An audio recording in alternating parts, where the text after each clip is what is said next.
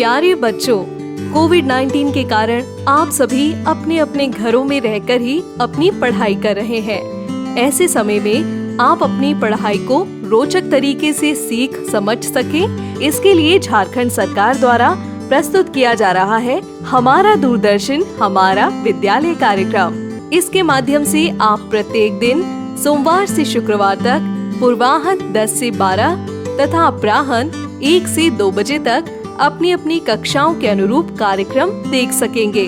अब पढ़ाई नहीं रुकेगी। स्कूली शिक्षा एवं साक्षरता विभाग झारखंड। नमस्ते दोस्तों, झारखंड सरकार के DG7 प्रोग्राम में आप सभी का एक बार फिर से स्वागत है। आज के इस वीडियो में हम दूरदर्शन के माध्यम से क्लास 9 और क्लास 11 की पढ़ाई करेंगे। तो चलिए देख लेते हैं कि आज हम क्या पढ़ेंगे। क्लास 9 में हम Iswaran the storyteller part 2 को पढ़ेंगे और क्लास 11 में हम we are not afraid to die if we can all be together part 1 और पार्ट 2 की पढ़ाई करेंगे। दोस्तों, आप सबसे उम्मीद है कि आपने अपनी कॉपी और कलम अपने साथ रखी होगी, जिसमें आप जरूरी बातों को नोट करेंगे। तो चलिए देख लेते हैं आज का episode. Hello friends, welcome to the class. आज हम 9th क्लास की सप्लीमेंट्री रीडर मोमेंट्स का 3rd चैप्टर पढ़ने जा रहे हैं, जिसका नाम है ईश्वरन द स्टोरी टेलर। आइए जानते हैं कि आज हम इस वीडियो में कौन कौन से टॉपिक्स कवर करेंगे।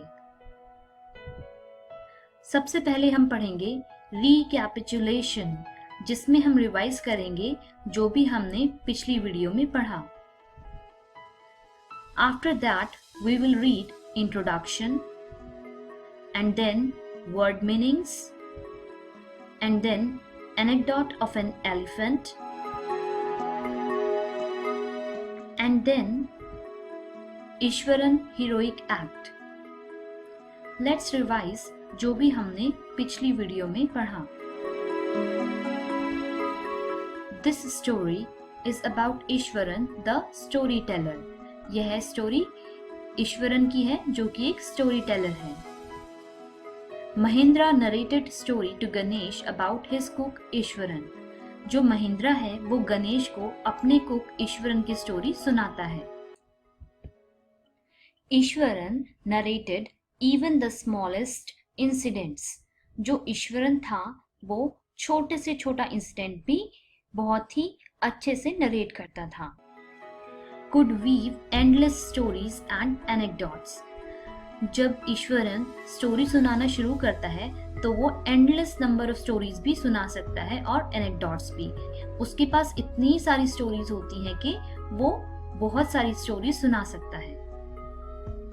Always managed to arrange food even at desolated landscapes.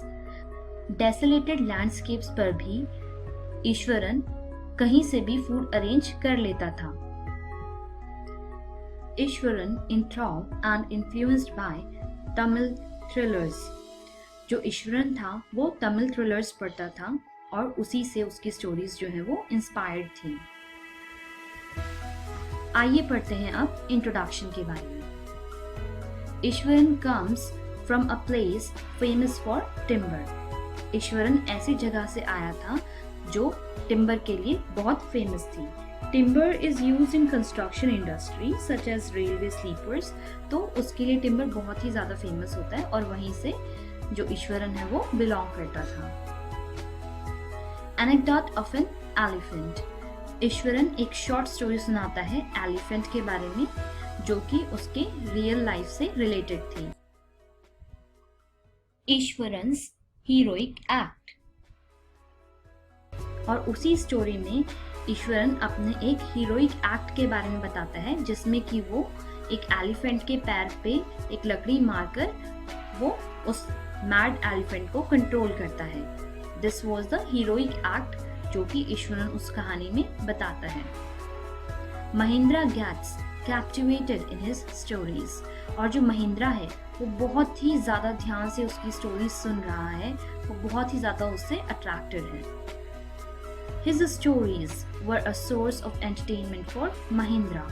जो ईश्वरन की स्टोरीज होती थी वो महिंद्रा के लिए एक सोर्स ऑफ एंटरटेनमेंट होती थी। आइए पढ़ते हैं कुछ वर्ड मीनिंग्स जो कि आपको आगे इस चैप्टर को समझने में बहुत ही ज्यादा हेल्पफुल होंगे। So the first word is hauled, means ढोना। जैसे कि आप इस पिक्चर में भी देख सकते हैं, जो एलिफेंट है वो जो लकड़ियों को इस ट्रक पर ढो रहे हैं। So this is known as hauled। Next word is mahout, means महावत या फिर गज चालक। जैसे कि आप इस पिक्चर में भी देख सकते हैं, जो केयर करता है एलिफेंट की और एलिफेंट को नहलाता है और उसकी सफाई रखता है, उसको हम कहते हैं mahout। Next is launch, means आरंभ करना, मीन्स स्टार्ट करना। Next word is tusker, means बड़े दांत वाला हाथी, जैसा कि आप इस पिक्चर में भी देख सकते हैं। Next word is stamping, means छाप छोड़ते हुए चलना। जैसा कि आप इस पिक्चर में भी देख सकते हैं कि एलिफेंट कैसे अपनी छाप छोड़ते हुए आगे बढ़ रहा है। Next word is emulation, means बराबरी की चेष्टा। Next word is outskirts, means बाहरी सीमाएं। जैसे कि बॉर्डर्स पे ऐसे जाली लगी होती है, जैसे कि आप पिक्चर में भी देख सकते हैं, that is known as outskirts.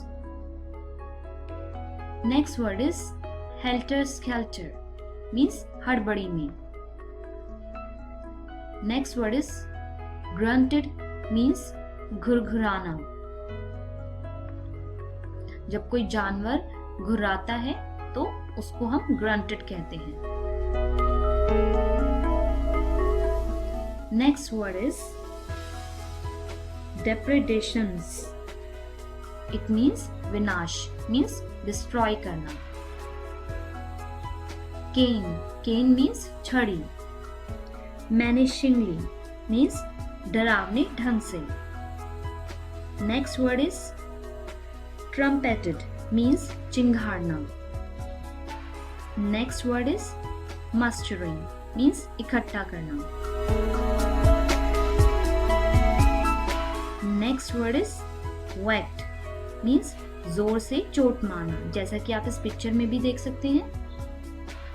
Next word is toenail, means पैर का नाखून। ये एलिफेंट के पैर का नाखून है जो इस पिक्चर में दिखाया हुआ है। Next word is shiver, means थरथराना। Next word is mumbling, means बड़बड़ाना। Next word is rapt, means मगन, बहुत ही ज्यादा कंसंट्रेशन से सुनना या फिर बहुत ही ज्यादा अटेंशन देना उस चीज को। Next word is veterinary, means जो पशु चिकित्सक होते हैं उनको हम वेटरनरी कहते हैं, जो एनिमल के डॉक्टर्स होते हैं। Next word is shrug, means हिलाना। Anecdote of an elephant. Ishwaran began by saying that he belongs to a place famous for timber. So, Eswaran अपनी कहानी शुरू करता है और वो कहता है कि मैं उस जगह से बिलोंग करता हूँ जो टिम्बर के लिए बहुत फेमस थी। Elephant hauled logs on lorries, और वहां पर क्या होता था, जो एलिफेंट्स होते थे वो बड़े बड़े लकड़ के टुकड़े जो है वो लॉरीज पर चढ़ाते थे, जैसा कि आप पिक्चर में भी देख सकते हैं। One day a tusker escaped, stomping and smashing whatever came in its way. So एक दिन क्या हुआ, एक टस्कर वहां से भाग गया और वो सारी चीजों को स्मैश कर रहा था और बहुत ही ज्यादा जोर से अपने पैर रख के वो भाग रहा था इधर उधर, और जो भी उसके रास्ते में आ रहा था सब चीज को वो तहस नहस कर रहा था, जैसे कि आप इस पिक्चर में भी देख सकते हैं। Eswaran emulate the mad elephant. तो अब क्या होता है, जो ईश्वरन है वो उस मैड एलिफेंट की बराबरी करने की सोचता है। People ran helter and skelter in panic. जैसा कि आप इस पिक्चर में भी देख सकते हैं कि उस एलिफेंट के रोड पर आ जाने की वजह से जो लोग हैं वो बहुत ही पैनिक होके इधर उधर भाग रहे हैं। Eswaran heroic act. आइए जानते हैं कि ईश्वरन का कौन सा हीरोइक एक्ट था। Eswaran wagged its third toenail। सो अब क्या होता है, ईश्वरन उस एलिफेंट को कंट्रोल करने के लिए, उसकी बराबरी करने के लिए उसके थर्ड टोनेल पे एक डंडी मारता है, एक छड़ी मार देता है, जैसा कि आप इस पिक्चर में भी देख सकते हैं। A veterinary doctor was summoned to revive the elephant। और ईश्वरन ये कहता है कि वो छड़ी मारने की वजह से वो एलिफेंट जो है वो बेहोश हो जाता है और एक एनिमल वाले डॉक्टर को बुलाया जाता है ताकि उस एलिफेंट को होश में लाया जा सके।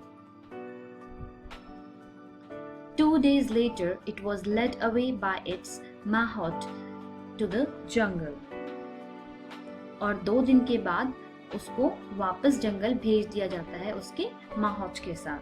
By Japanese art, karate और jujitsu said he brought down the beast। जब महेंद्र ईश्वरन से पूछता है कि सिर्फ एक बारी छड़ी मारने की वजह से एलिफेंट कैसे बेहोश हो गया, तो ईश्वरन जवाब देता है कि ये एक जापानीज आर्ट होती है जिसको हम कराटे या जुजित्सु भी कह सकते हैं, जिससे कि उसने उस बड़े से बीस्ट को स्मैश डाउन कर दिया या फिर उसको बेहोश कर दिया एक बारी स्टिक मारने की वजह से। Eswaran more than made up for TVs absence. इस लाइन का मतलब ये है कि ईश्वरन के होते हुए महेंद्र को टीवी की कोई जरूरत नहीं पड़ती थी, क्योंकि वो बहुत ही ज्यादा एंटरटेनिंग था।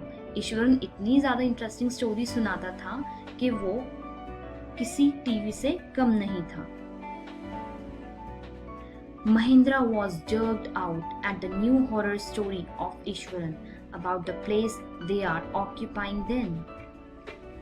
At last क्या होता है कि ईश्वरन एक हॉरर स्टोरी सुनाता है जिसे सुन के महेंद्र बहुत ही ज्यादा डर जाता है। सो फ्रेंड्स, आज हमने क्या सीखा? Anecdote of an elephant, Iswaran heroic act. So आज हमने 9th क्लास की सप्लीमेंट्री रीडर मोमेंट्स का 3rd चैप्टर, जिसका नाम है ईश्वरन द स्टोरी टेलर, का पेज नंबर 14 और 15 समझा। नेक्स्ट वीडियो में हम पढ़ेंगे horror story and Eswaran stories impact. So next video में सप्लीमेंट्री रीडर मोमेंट्स का 3rd chapter Eswaran the story teller का पेज नंबर 16 और 17 हम समझेंगे। मैं उम्मीद करती हूँ कि आज हमने जो भी पढ़ा वो आप घर पे जाके दोबारा से पढ़ेंगे और उसको अच्छे से समझेंगे।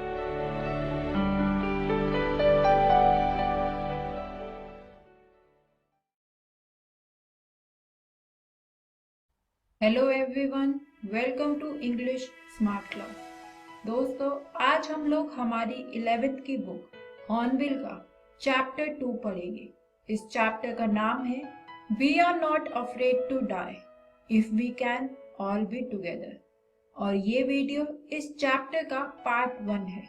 तो चलिए सबसे पहले बात करते हैं कि आज इस वीडियो में हमें क्या क्या सीखने को मिलेगा। आज इस वीडियो में हम लोग सबसे पहले एक छोटा सा इंट्रोडक्शन पढ़ेंगे इस चैप्टर का। उसके बाद हम लोग इस चैप्टर के कैरेक्टर्स के बारे में बात करेंगे और फाइनली एट द एंड हम इस चैप्टर को पढ़ना शुरू करेंगे। चलिए सबसे पहले बात करते हैं इंट्रोडक्शन की। ये जो चैप्टर है वो फर्स्ट पर्सन अकाउंट है एक एडवेंचर का, जो कि एडवेंचर किया था नरेटर ने अपनी फैमिली के साथ और अपने क्रूमैन के साथ। इसमें उसने बताया है कि किस तरह से जब ओशन में तूफान आ जाता है, बड़ी बड़ी वेव्स आ जाती है, तो किस तरह से नरेटर और उसकी फैमिली ने वो सरवाइव किया। टाइम पीरियड की बात करें तो वो होगी जुलाई 1976। The narrator set sail from England, यानी कि नरेटर ने अपनी जर्नी स्टार्ट की थी जुलाई 1976 में और वो इंग्लैंड से चला था। इस चैप्टर में हम बात करेंगे कि किस तरह से नरेटर ने, जो पहले ही एक जर्नी हो चुकी है, बाय कैप्टन कुक उसको डुप्लीकेट यानी उसको दोहराने की कोशिश करी थी। और इस चैप्टर में उसने बताया है, हमारे नरेटर ने हमें, कि किस तरह से उन्होंने 15 आवर्स सरवाइव किए थे उस शिप पर तूफान भरे ओशन में। चलिए दोस्तों, अब इंट्रोडक्शन के बाद बात करते हैं कैरेक्टर्स की। सबसे पहला कैरेक्टर जो इस चैप्टर में है वो है द नरेटर, जो कि शिप का कैप्टन भी है। इसके बाद हमारा जो सेकंड कैरेक्टर है वो है मैरी, जो कि वाइफ है हमारे नरेटर की। इसके बाद हमारा अगला कैरेक्टर है जॉनथन। जॉनथन 6 साल का है और वो नरेटर और मैरी का बेटा है। हमारा नेक्स्ट कैरेक्टर है सुजेन। सुजेन 7 साल की है और वो मैरी और नरेटर की डॉटर है। इसके बाद अब जब नरेटर अपनी जर्नी पर जाता है तो उससे पहले वो कुछ क्रूमैन्स को हायर करता है, जिसमें से सबसे पहला होता है लैरी विजुअल, जो कि एक अमेरिकन क्रूमैन होता है और वो उसे केप टाउन से हायर करता है। सेकंड क्रूमैन का नाम होता है हर्ब सीगलर, जो कि एक स्विस क्रूमैन होता है और उसे भी वो केप टाउन से हायर करता है। तो दोस्तों, इस चैप्टर में ये सारे कैरेक्टर्स हैं जिनके आसपास ये स्टोरी घूम रही है। चलिए इनको याद रखते हुए अब हम अपनी स्टोरी को पढ़ना शुरू करते हैं। इस चैप्टर की स्टार्टिंग में नरेटर हमें बताता है कि किस तरह से जुलाई 1976 में वो अपनी वाइफ, अपने सन जॉनथन, अपनी डॉटर सुजेन के साथ एक जर्नी पे निकलता है।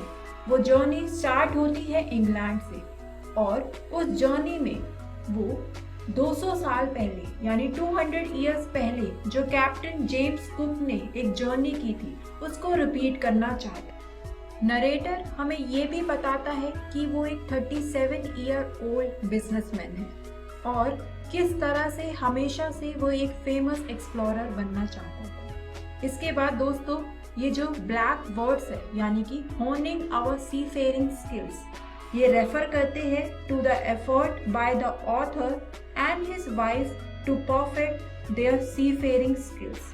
दे advance toward making themself fit to travel on the sea. इसका मतलब है कि इस जर्नी पर निकलने से पहले नरेटर और उसकी वाइफ ने अपनी सीफेयरिंग स्किल्स को सुधारने के लिए, परफेक्ट करने के लिए बहुत कुछ करा था ताकि वो इस जर्नी पर जाने के लिए फिट हो सके। अब नरेटर अपनी फैमिली को डिस्क्राइब करने के बाद हमें बोट के बारे में बताता है कि उसकी बोट किस तरह की है। उसकी जो बोट है उसका नाम है वेव वॉकर और वो 23 मीटर्स की है और उसमें 30 टन्स वुड यूज हुआ है। उसको प्रोफेशनली बिल्डअप किया गया है और बहुत सारे मंथ्स उन्होंने स्पेंड किए हैं उसको अलग अलग वेदर में टेस्ट करने के लिए कि क्या वो बोट फिट है उनके साथ जर्नी पर जाने के लिए या फिर नहीं। और जैसे कि हमने कैरेक्टर्स में पढ़ा था कि उन्होंने 2 क्रूमैन्स को हायर किया था, एक था अमेरिकन और दूसरा था स्विस। कहाँ से उन्होंने हायर किया था? उन्होंने उन्हें केप टाउन से हायर किया था। इसके बाद नरेटर हमें बताता है कि जब सेकेंड डे वो केप टाउन से बाहर निकल गए थे तो उन्होंने बहुत स्ट्रॉन्ग विंड्स को फेस किया। फॉर नेक्स्ट फ्यू डेज वो विंड्स कॉन्टिन्यूसली ब्लो कर रही थी। जो नरेटर है उसे उन स्ट्रॉन्ग विंड से इतना डर नहीं लग रहा था। डर लग रहा था तो पानी की जो वेव्स थी उनसे, क्योंकि वो अब 15 मीटर्स तक हाई हो चुकी थी। चलिए अब आगे देखते हैं कि आगे स्टोरी में क्या हुआ।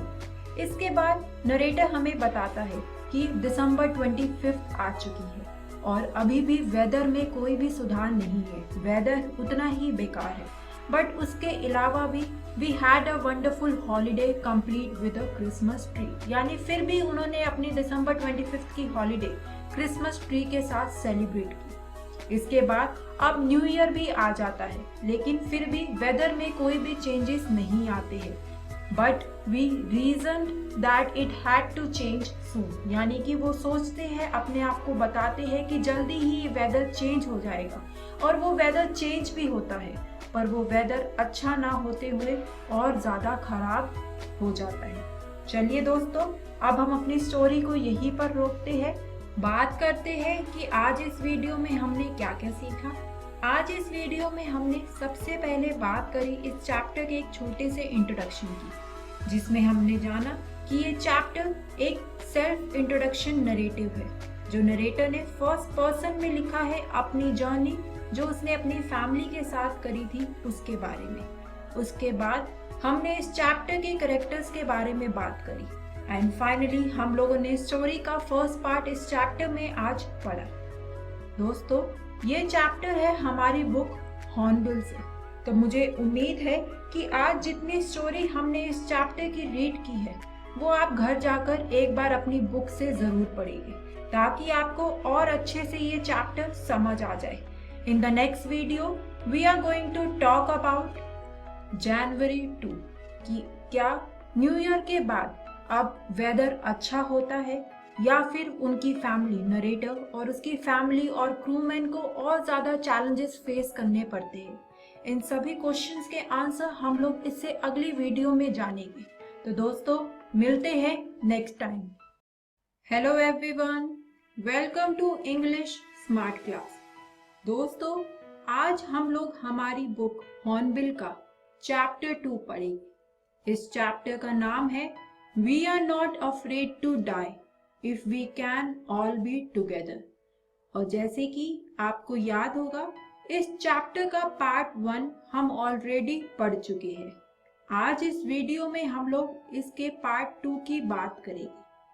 अगर आपको याद होगा, हमने अब तक स्टोरी में पढ़ लिया है इस चैप्टर का इंट्रोडक्शन, इस चैप्टर के कैरेक्टर्स के बारे में, और हमने जाना था कि किस तरह से न्यू ईयर के बाद समुद्र का मौसम, ओशन का वेदर बहुत ज़्यादा खराब हो जाता है और बहुत तेज विंड्स चलने लगती है।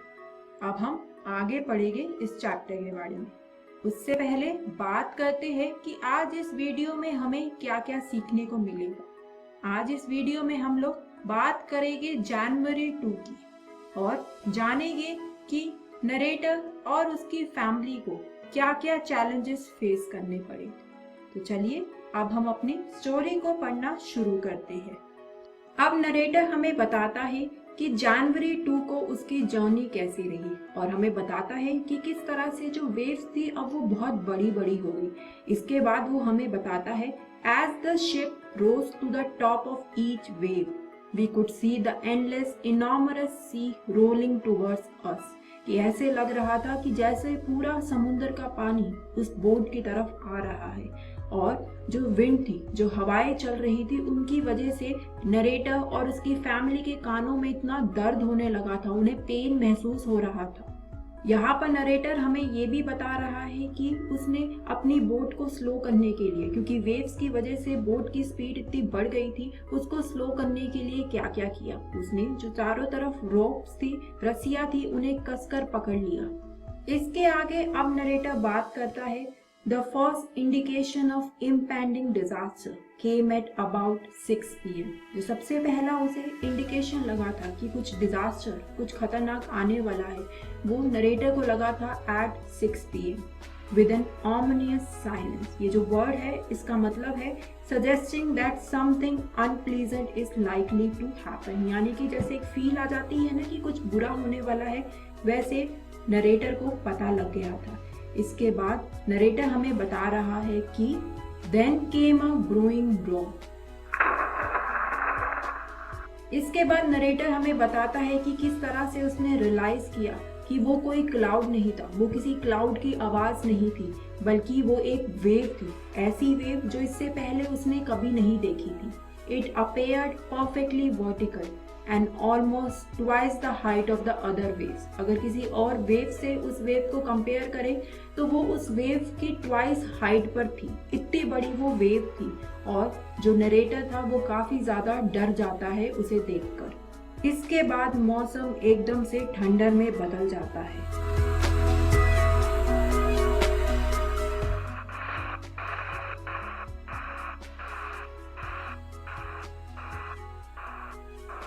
और नरेटर को लगता है जैसे कि उसकी डेथ यानी कि उसका अंत समय करीब है। नरेटर पानी में से अपना सिर बाहर निकालता है क्योंकि इतनी ज़्यादा बड़ी बड़ी वेव्स की वजह से और आंधी तूफान आने की वजह से उनकी बोट पर बहुत सारा पानी भर जाता है और इसी वजह से नरेटर को लगता है कि अब उसका एंड समय यानी कि अब उसकी मौत हो जाएगी इसी बोट के ऊपर, जैसे कि आप इस वीडियो में देख सकते हैं कि कितनी बड़ी बड़ी वेव्स का नरेटर और उसकी फैमिली ने सामना किया। इसके बाद अब नरेटर बात कर रहा है कि किस तरह से इतनी बड़ी बड़ी वेव्स उसे डेक पर कभी इधर गिर रही थी तो कभी उधर गिर रही थी और इसी की वजह से नरेटर की जो लेफ्ट रिब थी वो भी टूट गई थी, उसके मुंह में से खून आ रहा था और उसके कुछ दांत भी टूट गए थे। आगे नरेटर बात कर रहा है कि water water everywhere, I could feel that the ship had water below, but I dared not abandon the wheel to investigate. कि अब पूरी शिप पर हर जगह पानी था और उसे ऐसा लग रहा था कि बोट के नीचे वाले पार्ट में भी पानी भर चुका है, पर उसमें ये हिम्मत नहीं थी कि वो व्हील को छोड़कर जाकर नीचे इन्वेस्टिगेट कर सके, क्योंकि उसे अपनी बोट को संभालना इस तूफान में सबसे ज्यादा जरूरी था। इसके बाद वो बता रहा है कि किस तरह से मैरी नीचे वाली फ्लोर से ऊपर आती है और बोलती है कि हम लोग डूब रहे हैं। जो पूरा डेक है बोट का वो वाटर से भर चुका होता है और इसी वजह से मैरी और बच्चे अब पानी के अंदर डूब रहे होते हैं। इसके बाद नरेटर हमें बताता है, take the wheel I shouted as I scramble for the hatch, कि वो चिल्लाकर बोलता है कि कोई व्हील संभालो और उसी वक्त जो उसने 2 क्रूमैन्स को हायर किया होता है, लैरी और हर्ब, वो पागलों की तरह मैन की तरह बोट से पानी निकालने के लिए कोशिश कर रहे होते हैं। इस वक्त बोट पे जितनी भी चीजें होती है, चाहे वो कपड़े होते हैं, टॉयज होते हैं, चार्ट्स होते हैं, कुछ भी होता है, वो सब पानी में डूब चुका होता है। इसके बाद नरेटर बोलता है, after finding a hammer, screws and canvas I struggle back on deck. और अगर नरेटर ने जल्दी ही बोट को रिपेयर नहीं किया तो वो लोग सब डूब जाएंगे, क्योंकि अब बोट में इतना ज्यादा चारों तरफ से पानी आ रहा था। इसके बाद नरेटर ने बोट को रिपेयर किया। उसके बाद जो उनकी वाटर पंपिंग मशीन थी वो खराब हो जाती है, लेकिन तभी नरेटर को याद आता है कि उसके पास एक और इलेक्ट्रिक पंपिंग मशीन है चार्ट रूम में। वो उसे फटाफट लाता है और उसे कनेक्ट कर देता है और इसी तरह से पूरी रात उनकी निकल जाती है, कभी वाटर पंप करने में, कभी रेडियो को वर्क करने में और कभी व्हील को दोबारा से संभालने के लिए। और नरेटर हमें बताता है कि we were getting no reply to our mayday calls. Mayday calls क्या होता है दोस्तों? If someone in a plane और ship send out a mayday और a message, they send out a radio message calling for help because they are in serious difficulties. अगर कोई समुंदर में, कोई आसमान में बहुत सीरियस डिफिकल्टीज में है तो वो लोग जो मैसेज सेंड करते हैं उस मैसेज को बोलते हैं मेडे कॉल्स। अब आगे बात करते हैं, जो नरेटर की डॉटर होती है सुजेन, उसका हेड काफी ज्यादा स्वॉलन हो जाता है, फूल जाता है, उसकी ब्लैक आईज हो जाती है और उसकी आर्म्स पर काफी ज्यादा कट आ जाते हैं। इस पर जब नरेटर उससे पूछता है कि उसने अपनी इंजरीज के बारे में पहले क्यों नहीं बताया, तो वो रिप्लाई करती है, I didn't want to worry you when you were trying to save us all, कि मैं आपको परेशान नहीं करना चाहती थी जब आप हम सबको बचाने में लगे हुए हैं। तो दोस्तों, इसी के साथ अब हम स्टोरी को यहीं पर रोकते हैं। बात करते हैं कि आज इस वीडियो में हमने क्या पढ़ा। आज इस वीडियो में हमने बात करी जनवरी 2 की और जाना कि उन लोगों ने, नरेटर, उनकी फैमिली ने और क्रूमेन्स ने क्या क्या चैलेंजेस फेस किए। ये चैप्टर है हमारी बुक हॉर्नबिल से, तो मुझे उम्मीद है कि घर जाकर आप इस चैप्टर को एक बार से दोबारा से जरूर पढ़ेंगे। इससे अगली वीडियो में हम लोग बात करेंगे जनवरी 3, 4 और 5 की, कि आखिर नरेटर, उसकी फैमिली और क्रूमैन ने क्या नए चैलेंजेस को फेस किया। क्या सुजैन, जिसको इतनी ज्यादा चोट लगी हुई थी, उसे डॉक्टर की मेडिकल सर्विसेज मिल पाती है या नहीं। इन सारे क्वेश्चन के आंसर्स हम लोग जानेंगे इससे अगली वीडियो में। तो दोस्तों, मिलते हैं नेक्स्ट वीडियो में। हेलो दोस्तों, आशा है कि आपको आज का पाठ पढ़ने में बहुत मजा आया होगा। तो चलिए देख लेते हैं कि आज हमने क्या पढ़ा। आज हमने क्लास 9 में इंग्लिश के chapter Iswaran the storyteller को पढ़ा और क्लास 11 में हमने इंग्लिश के chapter we are not afraid to die if we can all be together को पढ़ा। इस प्रसारण से संबंधित सुझाव, अपने प्रश्न इत्यादि आप हमें jcertrg@gmail.com तथा टोल फ्री नंबर 1800 5728 585 पर संपर्क कर सकते हैं।